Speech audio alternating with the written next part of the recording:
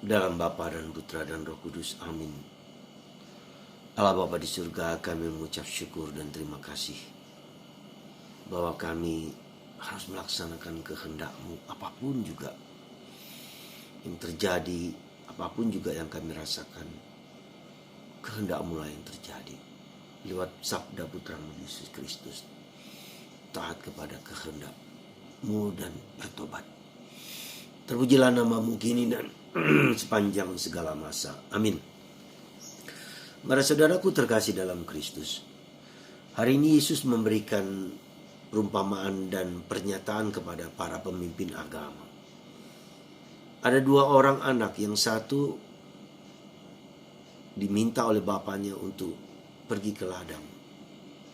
Dia mengatakan ya, tetapi tidak. Dia mengatakan ya, tetapi tidak melaksanakan. Sedangkan anak yang kedua mengatakan tidak, tetapi bertobat. Lalu Yesus bertanya, siapakah yang masuk kerajaan Allah? Yang pertama atau yang kedua? Dan tentu yang kedua. Dan mereka adalah para pelacur, para pendosa, para bertobat. Apa yang mau disampaikan oleh Yesus? Ada dua hal. Orang yang mengaku-ngaku sebagai yang percaya pada Tuhan dan mengatakan ya, tetapi tidak menjalankan apa yang menjadi kehendaknya. Sedangkan orang yang mungkin pertama-tama tidak mengatakan ya kepada kehendak Tuhan, tapi kemudian terjadi pertobatan, terjadi conversion, terjadi perubahan, maka dia menjalankan apa yang menjadi kehendak Tuhan. Saudaraku terkasih dalam Kristus, apa yang menjadi tantangan kita di saat ini, terutama dalam masa Advent ini, adalah pertobatan, pembaharuan hidup. Bagaimana seseorang tahu, dan kita semua yakin dan tahu, pertobatan itu bukanlah sesuatu yang gampang dan mudah. Sekali lagi, bukanlah yang gampang dan mudah. Ya, kita bisa mengaku percaya Yesus, tetapi tidak terjadi perubahan hidup dalam diri kita. Dan bagaimana itu terjadi pertobatan itu? Ya, bagaimana terjadi pertobatan itu?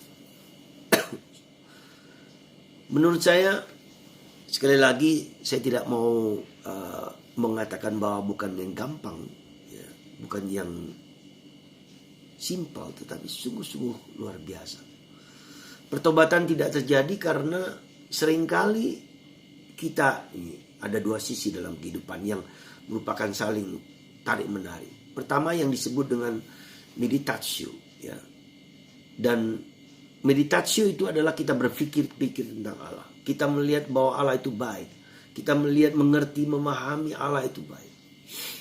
Tapi itu baru pada tataran pikiran kita. Sekali lagi, baru tataran pikiran kita. Baru tataran kita mengerti, memahami, dan seterusnya. Itu bukan. Dan itu bisa gampang sekali berubah. Ini yang terjadi pada kita, meditatio. Kita berpikir, kita merenung-renung tentang Allah. Kita tahu bahwa Allah itu baik. Nah, harusnya lah kita masuk kepada tahap kedua yang kita sebut dengan kontemplasio. Kontemplasio itu adalah suatu sikap batin, mau mohon kepada Tuhan, mohon rahmat kepada Tuhan, dan mengizinkan Tuhan untuk menyentuh dan menjamah kita. Katakanlah seperti misalnya, ya, mengampuni. Betapa sulitnya mengampuni, betapa dalamnya, mungkin diselingkuhi, mungkin dimarahi, disakiti, dan berbagai macam faktor. Nah, disitulah kita berbicara dengan Tuhan Yesus. Yesus, betapa sulitnya orang A, orang B yang selalu menyakiti aku, selalu membuat aku menderita, selalu, ya. Bantu aku Tuhan supaya aku bisa mengampuni dan memaafkan dia. Mohon rahmat Roh Kudus ya Tuhan, supaya hatiku tergerak untuk mengampuni, memaafkan, mendoakan, dan selalu berbuat baik kepadanya. Nah, inilah kontemplasio. Jadi kita hening, kita diam, Tuhan izinkan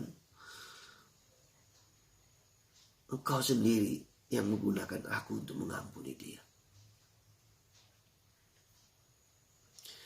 Di situ kita mempersembahkan keberatan, kesulitan. Di situ kita mempersembahkan problem hidup kita yang sangat mendalam ini dengan penuh kasih sayang. Dengan penuh kerendahan hati, Tuhan. Lalu kita diam. Lalu kita memandang salib Yesus. Seperti gambar di belakang saya ini adalah ketika Santo Fransiskus Assisi memandang salib Yesus. Dan dia merasa bahwa Yesus merangkul dia, mengajak dia, memegang dia, mengalami Allah. Bukan hanya tahu tentang Allah, tapi mengalami Allah, mengasihi Allah, Allah hadir, Allah hidup dalam diri. Allah yang mencintaiku, Allah yang mengasihiku. Pengalaman akan Allah. Nah, pertobatan itu tidak terjadi karena kita seringkali terpaku pada apa yang ada di kepala. Pertobatan itu adalah rahmat yang Tuhan memberikan kepadaku supaya aku belajar mengampuni dia. Semoga saudaraku terkasih, kita masuk di dalam misteri kontemplasi, misteri kerahiman Allah, misteri anugerah Allah, di mana Allah sungguh-sungguh bukan hanya dialami di kepala, tapi dialami di badan, di diriku, tubuhku, ragaku. Aku mengalami Tuhan memeluk dan merangkul aku untuk terus mengampuni orang tersebut. Itulah kontemplasi. Dan itulah awal dari pertobatan. Dan itulah awal dari pengenalan kita bahwa Allah kita adalah bukan Allah yang jauh, tetapi Allah yang dekat. Allah yang mengasihi, Allah yang mengampuni, Allah yang merangkul, Allah yang menghibur, Allah yang menguatkan. Itulah saudaraku terkasih. Semoga saya mengajak Anda sekali lagi lewat renungan-renungan ini.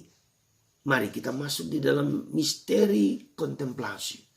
Misteri keagungan, misteri perjumpaan kita dengan Tuhan. Dan ketika itu terjadi, ketika Anda disentuh oleh Yesus, pasti terjadi pertobatan dalam diri kita.